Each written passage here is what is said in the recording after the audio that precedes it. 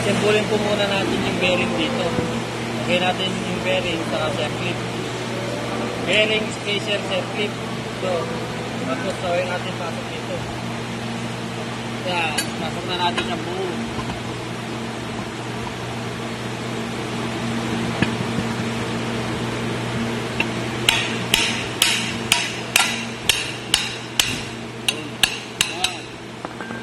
May pasok na natin yan. Nalagay natin ulit sa circuit dito. Circuit. Gano'n natin.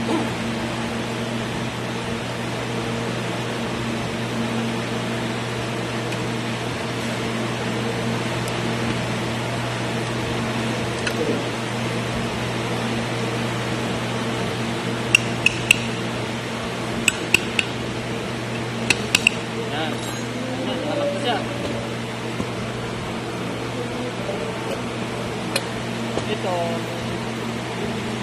Ito para dito naman to sa alignment, lagayan ng ano to, spring polisher.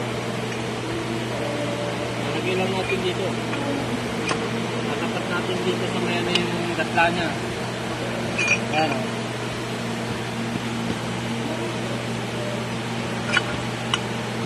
Dapat ito nakadiretso lang to para madali nating may kabit yung spring polisher. Tapos may lock dito sa katagiliran.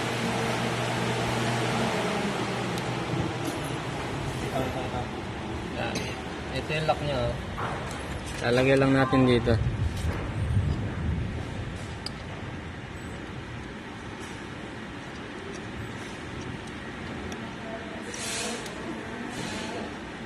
Yan. Ito lock ito para sa alignment na ito. Para hindi tayo mahirapan magkabit ng polising screen niya. Yan. Yun lang.